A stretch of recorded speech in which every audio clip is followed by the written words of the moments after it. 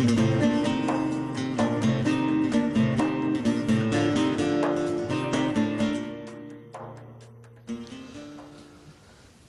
الله الرحمن الرحيم الحمد لله رب العالمين وصلى الله على سيدنا محمد وعلى آله وصحبه والتابعين وبعد أيها الملأ الكريم السلام عليكم ورحمة الله وبركاته. Avec messieurs Messoud Boujnoun et professeur Belmeki, nous avons choisi de vous parler aujourd'hui ou d'évoquer aujourd'hui un sujet qui fait toujours débat, qui fait régulièrement l'actualité et qui, ma foi, semble être dirigé exclusivement contre l'islam et les musulmans, ou du moins quand il est utilisé. D'entrée de jeu, on fait allusion à l'islam et aux musulmans. Il s'agit de l'antisémitisme, un nom composé que nous allons vous expliquer sous peu. Alors cet antisémitisme, qu'est-il en réalité? Les musulmans sont-ils antisémites? Les arabes peuvent-ils être antisémites? À quoi nous exhorte le Coran vis-à-vis des autres religions et essentiellement des juifs et des chrétiens? C'est ce que nous allons voir donc durant cette émission. Je commencerai par vous, professeur Belmeki. Une explication du mot antisémitisme. Et si possible, quand est-ce que ce mot est apparu pour la première fois, si possible? Parce que je n'ai pas trouvé, personnellement, je n'ai pas pu trouver quelque chose dans ce sens.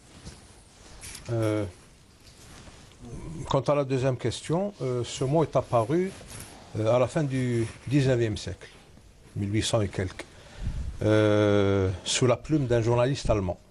D'accord. C'était un pamphlet, et c'est là que justement a commencé le glissement sémantique du terme. Parce qu'antisémitisme, normalement, il englobe tous les sémites. Les arabes y compris. Tous les sémites, tous les peuples cananéens, les hébreux, les phéniciens, oui. Tout ce qui descend Là, sont-ils tous sémites ou camito-sémitiques? Non, ils sont tous sémites. D'accord. Ils descendent tous de Saint Benoît. Parce que les Hamites, enfin les Chamites, parce qu'il y a des erreurs de transcription. Hein, oui. Parce que l'hébreu est passé au grec, puis au latin, et puis dans les langues modernes. Alors, il y a toujours un problème de translittération. Oui. Pour passer un mot d'une langue à une autre, avec les graphèmes d'une langue, et le transcrire et le translittérer dans les graphèmes d'une autre langue, ça pose problème. Entre parenthèses, j'ouvre une parenthèse, les hamitiques, les chamitiques, comme on les appelle dans les langues occidentales, c'est globalement les peuples couchiques. Ce qui veut dire qui descendent de Ham. Pas les Soudanais, les Somaliens, les Érythréens, tout ça c'est les peuples. Érythréens, oui. Voilà, tout ça c'est les peuples chamitiques. Mais normalement, l'antisémitisme, globalement, il concerne tous les sémites. Mais il y a une déviation sémitique, sémantique dérive, qui a fait que ce mot, pour des raisons politiques, idéologiques, donc c'est une question d'usage surtout. C'est pas délibéré, c'est l'usage. C'est l'usage inconsidéré et disons entre guillemets irresponsable qui a fait que ce glissement sémantique ait lieu. Eh bien, pardon, vous avez dit qu'il n'est pas délibéré, alors que tout porte à croire qu'il est délibéré. Cette dérive sémantique. Récemment, oui, parce que c'est devenu une arme idéologique. D'accord. Récemment. Mais vous savez, l'antisémitisme, il remonte au 6e siècle avant Jésus-Christ, quand Nabuchodonosor a attaqué Jérusalem. Oui. Et pris tous les habitants, je dis bien tous les habitants de la Judée, pas uniquement ceux de confession judaïque. Et c'est là que ce qu'on appelle l'arabia taglit, c'est là que il y a des interventions idéologiques qui faussent un peu l'histoire, qui biaisent l'histoire. Oui. Nabuchodonosor a embarqué tous les habitants de la Judée, qui n'étaient pas tous des juifs. Pas nécessairement, oui. Oui, parce il y avait les Philistins qui n'étaient oui, les Philistins, c'est des peuples de la mer. Ils sont venus de la mer Égée. originaires de la Palestine. Oui, non, avant Philistins, mais avant cela, bon, c'est les peuples de la mer. Quand on étudie Israël Finkelstein, ils peuvent même venir de l'île de Chypre, on ne sait pas. C'est la mer Égée. Les peuples de la mer. Mais ils étaient avant les Juifs. Avant eux. Bien sûr. Parce que le judaïsme, ne l'oublions pas, et ça, les Juifs qui sont du mauvais côté de l'histoire, ils omettent toujours de le dire, que le judaïsme est apparu en Judée au 7e siècle avant Jésus-Christ. À l'époque du roi Josias, pour unifier la Judée et Israël. Voilà. Donc c'est là que ça a pris la tournure politique qu'on lui connaît actuellement. Tout ce qui est antérieur à ce siècle, d'ailleurs je défie quiconque de me trouver le mot juif ou judaïque ou n'importe quoi de ce genre dans les textes anciens. C'est une question de philologie. La guerre des Juifs de Flavius Joseph, il date de quel... Ah, c'est récent ça. C'était l'historien qui ça après... ça remonte pas avant Josias. Non, c'est après. D'accord. Après. Je croyais que c'était avant, justement. Non, après. D'ailleurs, son nom, il est de consonance latine. Oui, donc, bon, il est romanisé. C'est un juif romanisé. Oui, c'est vrai. Donc c'est tout à fait récent. Oui. C'est autour du siècle de la naissance de Jésus-Christ. Donc cet antisémitisme est devenu un terme réservé à tout ce qui concerne les persécutions, l'oppression des Juifs. Uniquement. Et le problème, c'est que cette persécution des Juifs, comme je l'ai dit, a commencé au 6e siècle avant Jésus-Christ. Quand Nabuchodonosor est venu à Jérusalem, il a détruit... Vous parlez de... parce que vous utilisez le terme... C'est Nabuchodonosor. Voilà. Nabuchodonosor. Donc, quand il a emmené tous les habitants de la Judée déportation à Babylone, vers Babylone. Là a commencé la persécution des Juifs.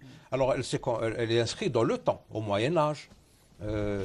Et c'est là où la Bible, l'Ancien Testament, a été totalement effacé, détruit. Oui, puis il y a d'autres mécanismes quand même qui ont participé à la disparition. Parce que à l'époque du prophète, sallallahu alayhi wa sallam, si nous nous fions au texte que nous avons, la Bible, la vraie Bible existait toujours. Et même le Coran le dit. Non, elle a été effacée et puis elle a été traduite, elle a été réécrite et traduite en plusieurs langues. En grec. Le grec, oui, le grec c'est la Septante. C'est ça. Oui, mais justement, là, ce que je viens de vous citer, c'est des textes peut-être qui sont plus anciens que la Septante et qui étaient dans les régions arabes, aux alentours de Médine. Parce que la Septante, vous savez... On a découvert ce qu'on appelle les fameux textes Qumran. de la mer morte, les manuscrits de Qumran. Exactement. Non, parce que ce que beaucoup ne savent pas, c'est que le mot même Septante émane d'une légende. On dit que ce sont 70, 71, 72 ou 73 rabbins, je crois que c'était des massorètes, qu'on a ramenés vers Alexandrie, qui s'étaient isolés pendant 70 à 72 jours, qui ont fait la traduction c'est pour Ptolémée, je pense. Et suite aux 72 jours, eh bien, ils sont sortis par miracle, en quelque sorte, avec une traduction identique au point près. C'est une légende, ça ne peut pas être autre chose qu'une légende. Mais c'est pour ça qu'on l'a baptisé la Septante. Mais, allez-y. Il y a une petite précision à faire. La composante humaine de toute communauté est presque toujours hétérogène. Le Moyen-Orient n'était pas entièrement sémitique. Il y avait des peuples non sémitiques, mais qui se fondaient dans l'environnement humain sémite. Donc, ça devient une appartenance, entre guillemets, politique, mais pas ethnique.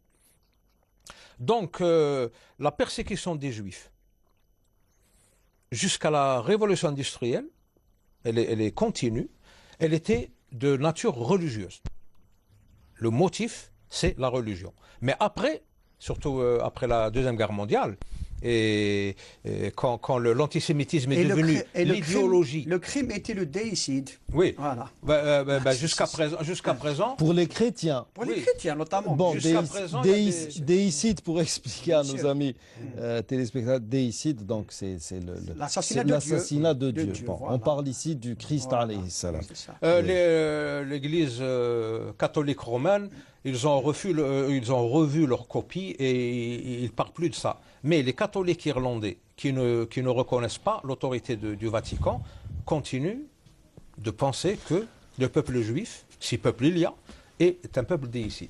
Parce que le Vatican a procédé, enfin, nous, selon notre dogme, les Juifs, même si certains Juifs, nous le savons, sont à l'origine de la persécution des premiers chrétiens et ont essayé d'assassiner le Christ, alayhi salam, tout comme ils l'ont fait avec Jean-Baptiste, c'est le Sanhédrin qui était derrière. Zacharie aussi. Et Zacharia. Nous partons du principe que nulle âme ne supporte la charge d'une autre. Ça veut dire que les Juifs d'aujourd'hui ne sont pas du tout responsables du sang du Christ. Absolument. Même les Juifs contemporains n'étaient pas tous. N'étaient pas tous. Oui. Et puis il y a aussi autre chose. S'il y a divergence entre protestants et chrétiens, c'est parce que et catholiques, pardon. Et orthodoxes. Et les catholiques ont procédé à l'aggiornamento, c'est-à-dire c'est là que tout s'est joué. Bon, on va les absoudre de ce sang du Christ, mais ce que nous n'arrivons pas à comprendre, c'est que les protestants anglo-saxons essentiellement se disent judéo-chrétiens. Les évangélistes. Pour les évangélistes, le peuple juif est le peuple élu de Dieu. Oui. Et c'est pour ça qu'ils ont toujours été persécutés. Parce que les Juifs se sont toujours considérés comme un peuple élu de Dieu, et c'est l'intermédiaire entre Dieu et l'humanité. Ils ont toujours une vue apocalyptique et messianique des choses. Et c'est pour ça qu'ils ont toujours été détestés. Mais après la révolution industrielle, et surtout après la Deuxième Guerre mondiale, c'est devenu une question d'idéologie. Parce que de race plutôt. D'idéologie. Je parle d'idéologie du Troisième Reich, le nazisme, qui considérait que ces peuples sémitiques sont la cause de la corruption du peuple arien, etc. De la race aryenne. Et ils en ont fait un problème racial. Donc c'est des gens qu'il fallait éliminer, qu'il fallait éloigner, ou tout au moins il fallait limiter leur action sur la société. Par exemple, il aurait été interdit, je fais allusion à la loi de Nuremberg. La loi de Nuremberg, elle limitait la vie des Juifs au ghetto. Ils n'avaient pas le droit d'occuper des postes de magistrature, de hauts fonctionnaires. L'armée dans l'armée. Oui, il y avait un pourcentage minimal, c'est vraiment minimaliste, 2% seulement des effectifs des universités en médecine peuvent être juifs, etc. 3% uniquement magistrature. Donc il y a toute une législation antisémite, je dirais plutôt anti-juive, anti-judaïque, qui a vu le jour. Surtout, la principale, c'est la loi de Nuremberg. Il y a 6 articles. 6 articles qui sont vraiment limitatifs. Ils limitent l'activité des Juifs à une activité commerciale, même pas économique. Donc, cette persécution, qui a pris un caractère idéologique et plus tard politique, et qui est derrière le grand génocide, a posé un problème de conscience à l'humanité. Non mais attendez, juste avant que vous ne poursuiviez, si je me réfère à l'histoire juive, religion juive, d'Israël Shaak, qui est détesté par les juifs parce que c'est un révisionniste. Bien sûr. Alors, par exemple, le roi Philippe II de France, en 1182, a fait une ordonnance qui stipulait un édit, oui, ils ont été bannis de la France, carrément. Entre 1290 et 1656, ils étaient considérés comme enfin, ils avaient le titre de persona non grata en Angleterre. En 1394, Charles VI publie aussi un édit ou une ordonnance en France qui stipulait qu'il devait être banni de la France et qu'il ne devait plus revenir en France. Et parmi les raisons, c'était... alors, il y a, comme l'a écrit, il y a tout un livre à ce sujet, c'était les crimes rituels. Le crime rituel, c'est on tuait essentiellement des enfants. Parce que comme cela nous est rapporté dans les psaumes, on sait très bien que les Juifs, à un moment donné, le Coran dit qu'ils ont adoré le veau d'or et qu'ils étaient portés un peu sur l'idolâtrie. Ils ont adoré Baal-Péor, ils faisaient ils donnaient leur premier-né, ils les offraient, ils les mettaient sur l'Holocauste carrément, ils les brûlaient. Donc il y a à un moment donné, ils se sont mis à tuer des enfants de gentils, c'est les chrétiens essentiellement, et il y a tout un livre, le mythe du sang chez les Juifs de tous les temps, qui a recensé au moins une centaine d'affaires sur la base de PV de police, etc., impliquant les Juifs dans ce type de crime. Et n'oublions pas, parce que les Juifs se défendent généralement, ils vous disent ça, c'est des faussetés de l'histoire. Nous avons l'exemple de Baruch Goldstein en 1991, le Haram al-Ibrahimi, pour célébrer Passover ou Purim, je ne sais plus. Il est entré pendant la prière de l'aube et a tué des musulmans alors qu'ils étaient en pleine prière, ils étaient prosternés, sajidin. Et Baruch Goldstein était médecin à New York et il a fait ça pour des raisons purement religieuses. Et il a été présenté comme étant un héros. Un martyr. Parce qu'il a été tué. Mais ils ont justifié cela en disant qu'il était malade mental. Voilà, non, c'était pas un malade. Non, il était médecin. Ils ont dit que c'était un malade mental. Et il était médecin en pleine possession de ses capacités mentales et physiques. Il est venu sur cette soi-disant terre d'Israël pour s'accomplir religieusement, et le summum de l'accomplissement... Si vous permettez, c'est comme avant cela déjà. Cette haine dont tu as parlé, Sibel Mekki, religieuse du juif, elle existe déjà dans le Nouveau Testament. Oui. Dans Paul de Tarse dit dans sa lettre aux Thessaloniciens, textuellement, les Juifs ont fait mourir le Seigneur. Oui. Ils sont les ennemis des hommes. C'est ça, c'est à cela que se réfèrent notamment les chrétiens qui ont persécuté les Juifs tout au long de... Et puis il y a aussi autre chose, il a été démontré, maintenant est-ce vrai ou faux, nous nous fions à des livres d'histoire occidentaux, que ces gens-là, que les Juifs, empoisonnaient les puits. Donc c'est ce qui leur a valu d'être chassés. Et puis ne l'oublions pas, Hitler avec sa nuit de cristal, il avait beaucoup plus peur de l'hégémonie juive que d'une soi-disant corruption de la race aryenne et j'en passe. Donc il y a cette haine religieuse, il y a toujours eu cet antisémitisme, mais par moments, il a été fondé. C'est ça le problème.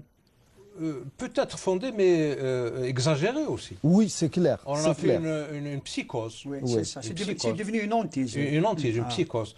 Mais la responsabilité majeure incombe aux Juifs eux-mêmes. Parce que, bon, leur religion est sans prosélytisme, elle est fermée. Ne peut être juif que celui qui est juif et né de mère juive avec une descendance trisaïeule, matrilinéaire trisaïeule. D'ailleurs, la législation française antisémitique, la législation française antisémite, et particulièrement celle du gouvernement de Vichy. Parce que le gouvernement de Vichy, il n'a pas attendu le feu vert de la part du Troisième Reich. Il a pris l'initiative et il a établi une législation antisémite. Et justement, comme l'ont fait les Allemands dans la loi de Nuremberg, toute personne née qui a une ascendance de 3 générations. Trisaï. Voilà, grand-mère, la grand-mère et l'arrière-grand-mère. Voilà. Et là, si vous permettez, entre parenthèses, en parlant justement de Vichy, il faudrait rappeler, puisqu'on y viendra, du rôle de certains musulmans par rapport à ce qu'on appelle l'antisémitisme. Vichy avait à l'époque envoyé un message, le gouvernement de Vichy, un message au défunt roi Mohamed el-Khamis, que Dieu ait son âme, pour lui dire de recenser les Juifs dans l'attente de leur déportation. Et le roi Mohamed el-Khamis avait répondu à les sujets juifs sont des Marocains avant tout. Donc personne n'a le droit d'avoir quoi que ce soit vis-à-vis d'eux et il les a protégés. Ça, c'est pour l'histoire. Il a protégé les juifs marocains de la déportation. Sans oublier les FTMP de la mosquée de Paris. Ben Ghabret, que Dieu ait son âme. Et il a donné des attestations de ce qu'on appelle de conversion. Et des noms musulmans pour les protéger. Et là, il y a un film qui est sorti en 2011, qui s'appelle Les Hommes Libres, qui raconte justement cette... Oui, mais le problème est que la France d'Édouard Drummond, qui était contre les Juifs, bon, sur certains plans, c'était plus ou moins justifié. Charles Maurras, Céline, des grands écrivains. Céline était médecin, pourtant. De grands écrivains. Les frères Goncourt. C'est des intellectuels qui étaient antisémites. C'était des anti-juifs. Mais on sent que c'était plus ou moins justifié. Attention, c'était pas uniquement de la haine. Mais moi, ce qui me chiffonne aujourd'hui, entre guillemets, c'est que le plus grand peuple délateur contre les Juifs, le peuple qui, au niveau même de la population, a fait preuve du plus grand antisémitisme dans l'histoire contemporaine, c'est le peuple français. Même les Allemands du peuple n'étaient pas aussi antisémites que les Français. La preuve. Pardon, je voudrais juste terminer une chose. Aujourd'hui, on vous parle des justes. Qui sont les justes? Les justes sont ceux qui ont sauvé des Juifs. Maintenant, pourquoi ce racisme viscéral empêche-t-il ces Français qui ne cessent de faire leur mea culpa de manière détournée et inavouée, pourquoi les empêche-t-il de parler des justes de la mosquée de Paris? Parce qu'ils sont musulmans. Il a fallu attendre 2011 pour que, et d'ailleurs c'est un arabe qui a fait un film qui s'appelle Les Hommes Libres. Mais bien avant, il y a des juifs des États-Unis qui ont été sauvés. Mais c'était occulté, personne n'en parlait. L'affaire, elle date, on a remis ça à l'ordre du jour en 1995, si je ne m'abuse. Ça fait quand même assez longtemps. Donc pourquoi cette latence, pourquoi ce laxisme à chaque fois qu'il y a lieu de parler d'une vérité concernant l'islam? Et parce qu'ils ont honte de leur passé, et c'est pour ça qu'ils veulent accuser l'islam d'être lui-même le chantre de l'antisémitisme, alors que l'histoire prouve le contraire. Il y a des éléments d'analyse qu'il faut prendre en considération pour éclairer un peu ces choses-là. Il ne faut pas oublier que les Juifs concernés par tout ça, c'est les Ashkénazes, pas les Séfarades. Et durant la civilisation andalouse, les Juifs étaient très bien. Même avant. Non, surtout pendant la civilisation andalouse. Ils ont participé à la vie littéraire, scientifique, religieuse. Maïmonide, Maïmonide était le médecin de Salah ad-Din al-Ayyoubi. Même Moïse de Léon a fait son Zohar grâce au parapluie de l'Andalousie, de la civilisation andalouse. Donc c'est des Ashkénazes. Les Ashkénazes, ils ne parlaient pas hébreu, ils parlaient le yiddish, classé comme dialecte germanique. Oui. Premièrement. Deuxièmement... Et même actuellement, ce sont des juifs allemands. Oui. Deuxièmement, ils se considéraient comme les citoyens du monde. Donc, certains Européens voyaient en eux un danger de nature nationaliste. Ils voyaient leur nationalisme... chauvin. Oui, c'est vraiment le chauvinisme exacerbé. Mais comme l'a dit Sassekat, la France, c'est l'exemple type de l'antisémitisme. La preuve, l'affaire Dreyfus, la fin du XIXe siècle. C'est un officier. Un capitaine de l'armée. Émolu de Saint-Cyr, un officier français, bon, de religion juive, ça il est libre d'avoir la religion qu'il voulait, mais parce qu'il était juif, on l'a accusé d'espionnage. Oui, et c'était grâce à l'écrivain Émile Zola. Émile Zola. J'accuse, oui. Voilà, son fameux J'accuse. Voilà. Donc, l'affaire Dreyfus montre bien, d'ailleurs, elle a partagé la France, en Dreyfusards et anti-Dreyfusards. Anti-Dreyfusards, oui. Donc, l'affaire Dreyfus a crevé l'abcès. Et il n'a été réhabilité qu'en 1906. Trop tard, quoi. Donc, l'antisémitisme, en tant qu'anti-judaïsme, c'est une affaire européenne, occidentale, qui n'a rien à voir avec les autres sémites. Les séfarades, en tant que juifs, les arabes, les cananéens et tous ces peuples d'origine sémitique. Rien à voir avec eux. Maintenant, après que l'Europe eu ce problème de conscience après la Deuxième Guerre mondiale, ce génocide, parce que, bon, il y avait un génocide, mais le génocide a été exagéré. Plus qu'exagéré. Plus, il a été gonflé. Parce que le nazisme, il voulait éliminer toutes les petites gens, les peuples, comme les Romaniches. Exactement, il faut pas oublier. Les Juifs, tous ces peuples qui n'étaient pas, comme ils le pensaient, ariens, devaient être éliminés. Et les camps de concentration, vous y trouviez de tout. C'est de tout venant. Il n'y avait pas que des Juifs. Il n'y a jamais eu de chambre à gaz. Il n'y a jamais eu de four crématoire. Ça a été démontré. Ah, ça a été démontré. C'est une invention. On appelle ça la victimisation. C'est la guerre psychologique. Ils sont victimisés pour donner, pour avoir un alibi, donc pour justifier cette hégémonie en latence. Et n'oublions pas que Ishaq Shamir, par exemple, il fournissait de l'argent et des soldats à Hitler. Ce sont ces Ashkenazes athées qui ont créé l'entité sioniste. Oui. Il ne faut jamais l'oublier, ça. Alors, le problème, c'est que, avec l'évolution... Théodore Herzl était un athée. Je voudrais juste, là, avant que vous même son pendant russe, j'ai oublié son nom. Weizmann. Non, le Herzl des Russes. Bon, ça n'a pas d'importance.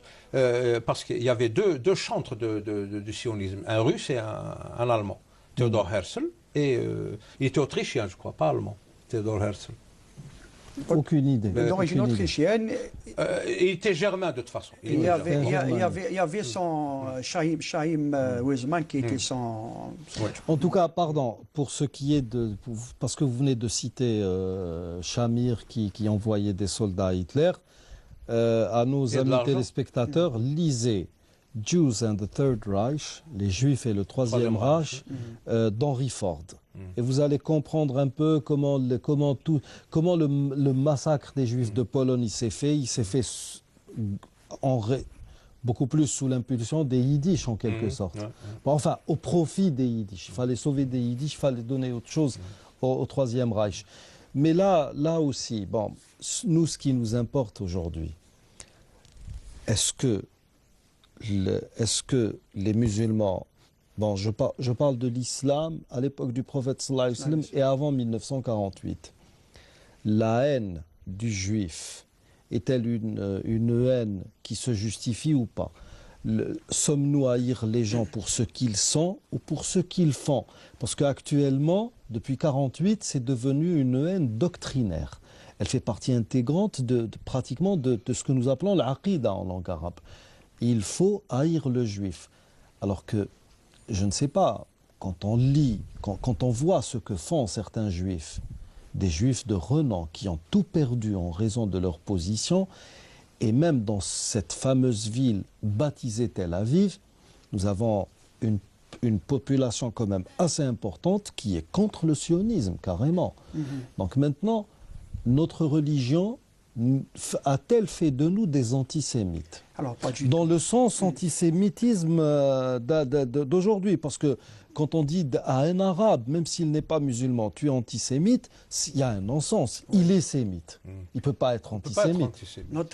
Notre religion, au contraire, ne nous a jamais imposé, d'être incité à être haineux envers, ni même suggéré. Loin s'en faut, exactement. Nous avons plusieurs fois cité dans ce plateau le comportement du prophète sallallahu alayhi wa sallam avec les Juifs.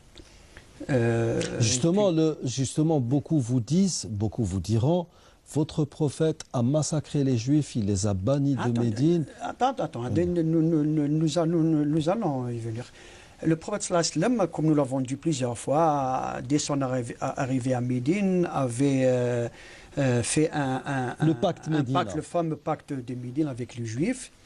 Les Juifs, à un moment, ils ont accepté ce pacte, mais à un moment de l'histoire, ils se sont allés avec les païens de la Mecque, surtout lors de la fameuse bataille du fossé, ce qu'on appelle les coalitions, ou bien l'Ahzab. Donc, mais même avant cela, ça c'était Banu Quraïda.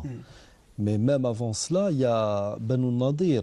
Le prophète sallallahu alayhi wa sallam est allé les voir une année auparavant. Ils ont essayé de le tuer. Parce que, en vertu du pacte de Médine, Banu Nadir était alliés à une tribu arabe, à l'un des deux, pour payer le prix du sang d'un homme qui a été assassiné. Il est allé leur demander de payer justement leur partie.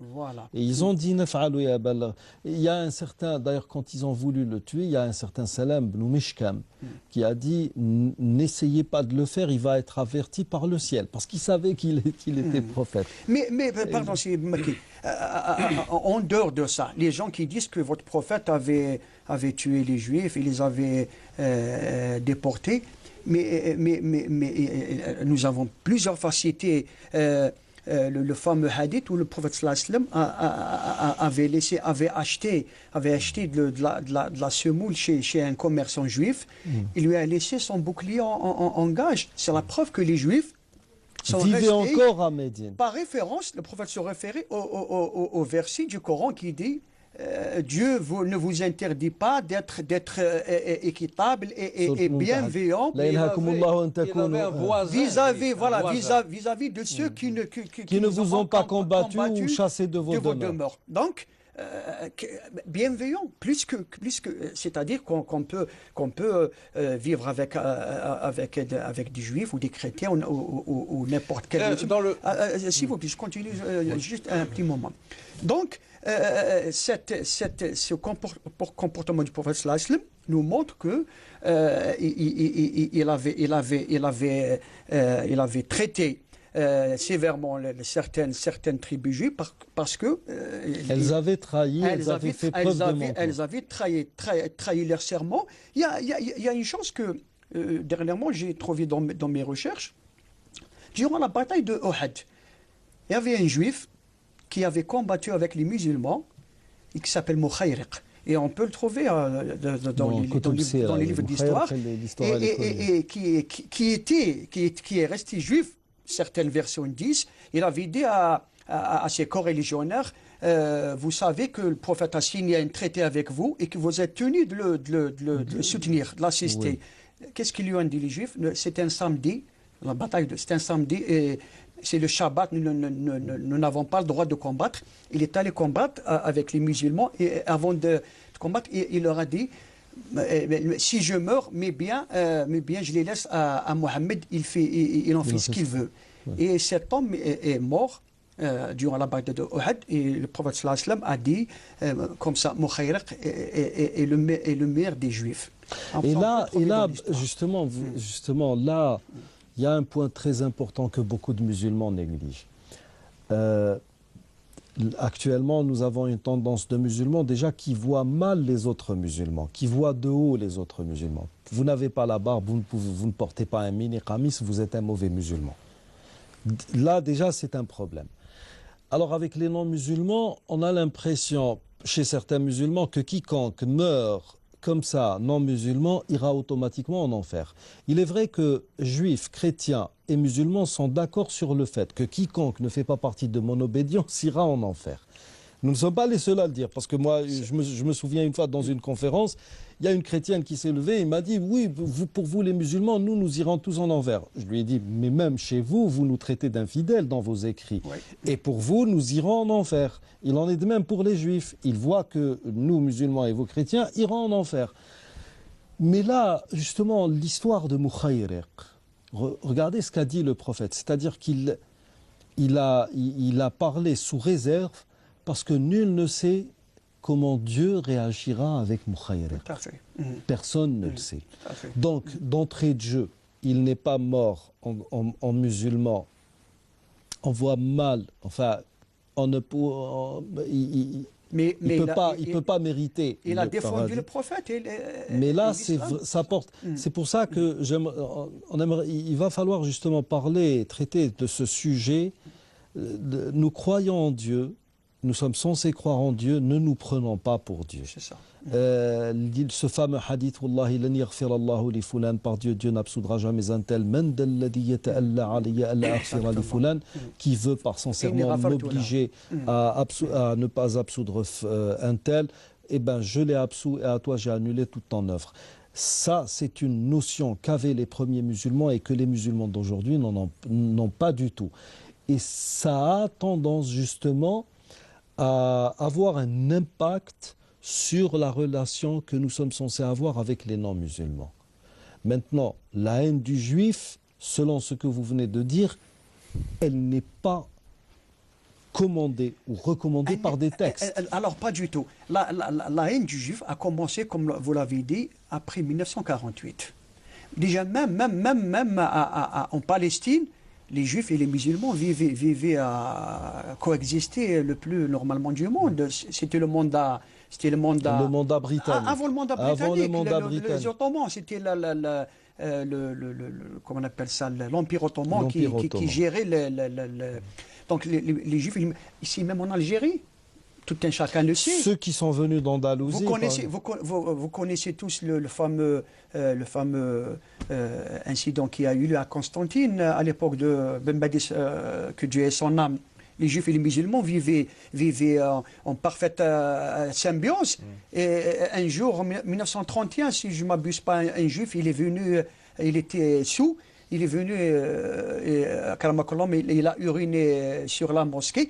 Et ce n'était pas ça qui avait causé ces événements. Certains historiens disent que, parce que quelqu'un qui vient uriner sur une mosquée et qui est sous, donc chez nos musulmans, donc qui est sous, il avait insulté le prophète sallallahu alayhi wa sallam, il avait dit il a été tué ou frappé par des musulmans. Et puis les juifs de Constantine sont venus à la rescousse. Il y a eu des émeutes. Des morts de part et d'autre. Il fallait Ben Badis, rahimallah, et le grand rabbin de Constantine qui sont intervenus pour ramener le calme. Mais avant cela, il n'y avait pas de problème entre les juifs et les musulmans. C'était lorsque des juifs, comme a dit ici Ben Maki, qui sont venus de Pologne, de Netanyahou, il est un Américain. Qu'est-ce qu'il vient faire en Palestine? Surtout ceux d'Europe, de l'Est. Mais c'est ça, la Russie, ils sont venus prendre une terre qui appartient à... Le Lieberman. Tous, presque tous. Tous, Shamir, Goldamer, comment il s'appelle, celui qui a été assassiné, même si par rapport aux autres, il était un peu...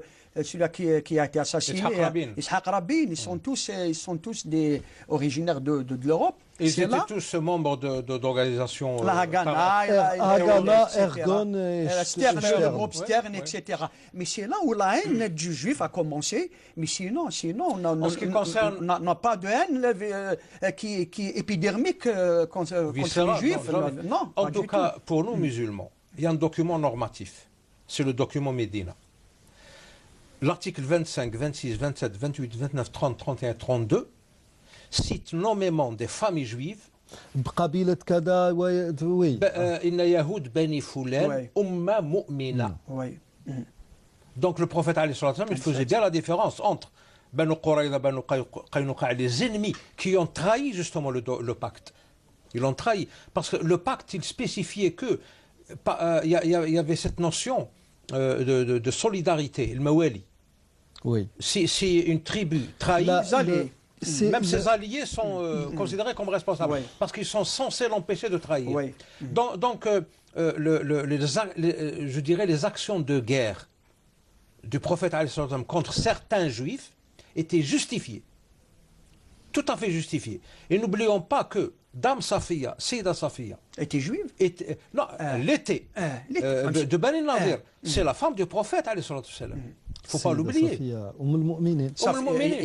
Il avait deux épouses qui étaient juives, Oui, Safiya et deux. comment il s'appelle l'autre Aucune idée là. une deuxième, si, elle était. Il n'y a jamais eu de raison pour qu'il y ait une haine viscérale de la part des musulmans envers les juifs. Au contraire. Jouaïria était juive. Jouaïria, oui. Elle était Prenez par exemple les juifs de Gerba, de l'île de Gerba en Tunisie. C'est des juifs authentiques. Parce qu'ils sont venus à Gerba juste après la chute du royaume de Jérusalem. Juste après. Donc c'est des gens de confession judaïque qui n'ont pas dévié. Et depuis qu'ils sont à Gerba, il n'y a jamais eu de problème. Oui, mais bon, ceci n'empêche pas que tout ce beau monde, pardon, autant ceux de Djerba que ceux de Constantine, que ceux qui se trouvent partout dans le monde. Arabe. Tout les le monde, séfarades, c'est-à-dire les juifs. Oui, non, mais même les séfarades. Il ne faut pas oublier que les juifs algériens aussi ont trahi en quelque sorte, en acceptant le degré crémieux. Oui, et même durant la guerre de libération nationale, l'assassinat de l'émissaire du Front de libération nationale. Antisémitisme mis de côté, il y a quand même, et surtout à la lumière de ce qui se passe actuellement, de ce que subissent actuellement nos frères en Palestine, et il y a de quoi haïr le sionisme et les sionistes et ces criminels juifs. On a le droit de ne pas aimer des gens qui rampent la vie, qui détruisent, qui sont contre l'humanité. Il y a beaucoup de juifs comment on appelle ça, qui sont antisionistes et qui ont écrit des livres justement pour dire à leurs frères de fois que arrêtez, vous êtes en train de faire ce que l'Allemagne a fait. Mais c'est la même chose.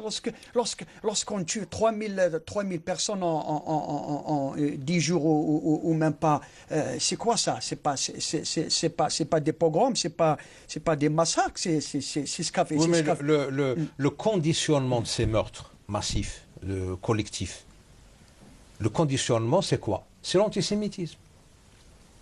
Benjamin Netanyahu, il a le droit de tuer 3000 femmes et enfants en quelques jours. Il a le droit. Parce que ces femmes et ces enfants sont censés être antisémites. Oui, c'est-à-dire que ça s'inscrit dans un cadre défensif. Voilà. Alors que lui, il est antisémite parce qu'il est en train de tuer des sémites. C'est ça le problème, la grande confusion et l'aberration du monde moderne. C'est ça le problème. Donc pour résumer... L'aberration de l'Occident. De l'Occident. Enfin, le monde moderne, c'est l'Occident. Nous, Dieu merci, on est encore au Moyen-Âge. Dieu merci. Oui. Pour résumer à mon humble avis, l'antisémitisme, c'est une invention occidentale. Tout à fait. Qui au départ et sur un long laps de temps avait des motivations religieuses. Et puis après à cause du déicide, c'est clair. Hein, voilà, religieuse. Et puis après la révolution industrielle et les deux guerres mondiales, c'est devenu des raisons idéologiques et raciales. Donc, quand je pense à un titre qui a été écrit par un pamphlétiste allemand, justement, Sauver l'Allemagne et son honneur, en empêchant les mariages. Ils ont même dissous des mariages entre juifs et non-juifs en Allemagne. Il fallait les dissoudre, ces mariages. C'est des mariages contre nature. Ils sont arrivés à ce point de haine du juif et du racisme. Et maintenant, on veut nous faire endosser ça. Alors que nous, on n'a jamais eu de sentiments négatifs envers les juifs, malgré ce qu'ils ont fait. Oui. Notre religion nous permet de manger, de consommer de la nourriture des gens du livre, de nous marier avec des femmes vertueuses. Bien sûr, le Coran est clair là-dessus. Donc, nous, en islam, le problème... Il y a aussi les problèmes d'ordre épistémologique. En Occident, ils sont fermement convaincus que le christianisme et l'islam vient du judaïsme. Donc le judaïsme, c'est l'origine de toutes les religions monothéistes. Alors que c'est faux. C'est faux. Et ça fait un peu le jeu des juifs. Hein.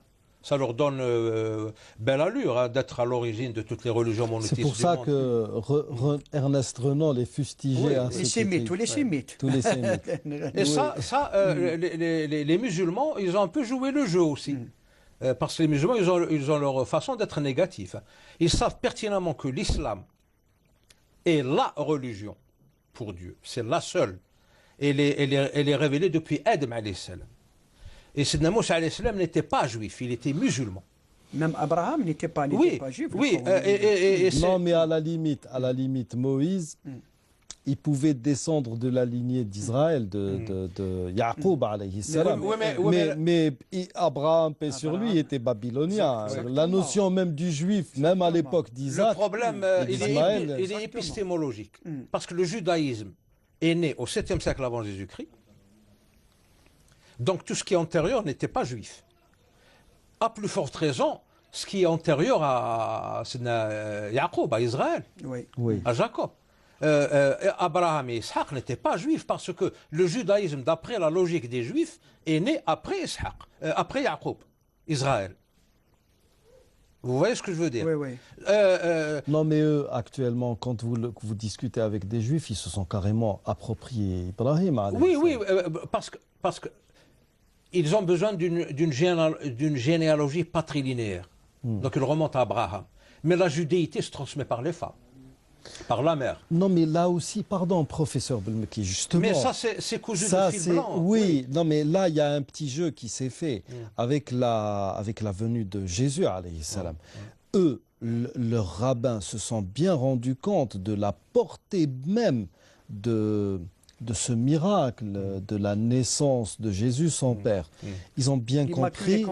Oui, ils ont bien compris que la prophétie allait changer de camp, allait partir. Parce que quand on lit l'Ancien Testament, avant même que ne vienne Jésus alayhi salam, et de Noé jusqu'à Abraham, la juiverie est patrilinéaire. Elle ne devient matrilinéaire. Elle est Imran. Imran, c'est un homme, ce n'était pas une femme. Oui. Mais il y a une deuxième raison. C'est pour évacuer la descendance d'Ismaël. Parce qu'Ismaël alayhi salam est le fils d'Abraham, c'est d'Abraham al-Khalil alayhi salam. Et de mère arabe. Peu importe. Hajar, pour eux, n'était pas juive. Donc la descendance d'Ismaël ne peut pas être juive. Donc c'est cousu de fil blanc, c'est du sur-mesure. Alors, patrilinéaire pour avoir l'autorité du patriarche, de leur côté, et la judéité est matrilinéaire pour évacuer Ismaël et pour trouver une solution à l'énigme de Jésus. Et je vous donne une troisième preuve. Si vous feuilletez le petit Larousse des années 80, édition des années 80, vous allez... Avant qu'il n'ait été acheté par Nathan, par les Juifs. Voilà. Alors, si vous allez à la partie des noms propres, vous cherchez Jésus-Christ, : Jésus, fils de Marie, fondateur de la religion chrétienne. Et il vous donne des détails sur sa vie. Il est né en l'an -6 avant Jésus-Christ, datation de Rome, etc. Bon, ça, c'est des détails. Mais après le 82, vous prenez le même petit Larousse, vous le feuilletez, vous allez voir l'entrée Jésus-Christ, juif de Palestine. Ce n'est plus le fils de Marie, ce n'est plus le fondateur du christianisme, c'est un juif de Palestine. Avec l'argent, ils ont acheté la vérité historique. C'est ça le problème. C'est ça le sionisme.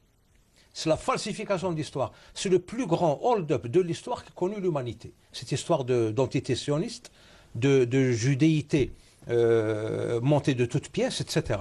Alors, tout ça pour dire que on ne peut en aucun cas accuser les musulmans en général et les arabes en particulier d'être antisémites. D'abord parce qu'ils sont sémites eux-mêmes, et puis il n'y a jamais eu de cas de figure, d'exemple qui ont montré dans le courant de l'histoire une haine contre le... Oui. Non, même mais de toute manière... Un pogrom quelconque. Non, pas du tout. Une persécution. Non, mais de toute manière, même parce que l'émission arrive à sa fin, de toute manière, même ce qui a été fait par les nazis se faisait sur une base religieuse. On ne peut pas exclure le christianisme et le dogme chrétien de ce qui a été entrepris par Hitler. Parce que, attention, Hitler... Le nazisme, c'était pas seulement chrétien. Non, mais attendez, il a repris... Il se réclamait il se voyait, de l'Église. Il se voyait comme un messie. Et ce que beaucoup... Oui, c'est clair que c'est un faux messie. La svastika, il a reprise des Ariens, le sens de l'Arien. D'ailleurs, même actuellement, le parti hindou-nationaliste est un parti raciste de premier ordre. Normalement, il devrait être mis en quarantaine en raison de la manière dont il réfléchit. Mais parce que ce même parti est en train de massacrer des musulmans, de tuer des musulmans, il est beau, il est bien. Il y a le fameux livre d'un certain Segundo, Hitler, l'ultimo avatar, le dernier avatar. Il se prenait pour le Kalki Avatar. Et même dans le dogme chrétien actuellement, la venue du Messie ne se fera ou ne se réalisera que par le massacre massif des Juifs. Et les Juifs voient aussi la même chose concernant les gentils. Donc, vraiment pour terminer, l'islam a toujours été... c'est l'islam qui a garanti la pérennité de ces deux religions. Sans l'islam, il n'y aurait plus de juifs actuellement, ils auraient été décimés par les chrétiens et par les autres races, et l'islam aurait pu, à un moment donné de son histoire, il aurait pu effacer le christianisme. Du moins au Proche-Orient, au Moyen-Orient. Oui. Donc... Et le problème, c'est que il y a une coalition contre l'islam. Il y a certes une coalition contre l'islam, même si les juifs et les chrétiens le nient, mais surtout, vous avez parlé avec les télésévangélistes, nous avons vu ce qu'on appelle la croisade judéo-chrétienne et qui continue jusqu'à aujourd'hui à faire des ravages. Voilà, donc l'antisémitisme n'a pas de fondement historique ou doctrinaire en islam. Nous arrivons au terme de cette émission, nous vous remercions de l'avoir suivi. Assalamu alaikum wa rahmatullahi wa barakatuh.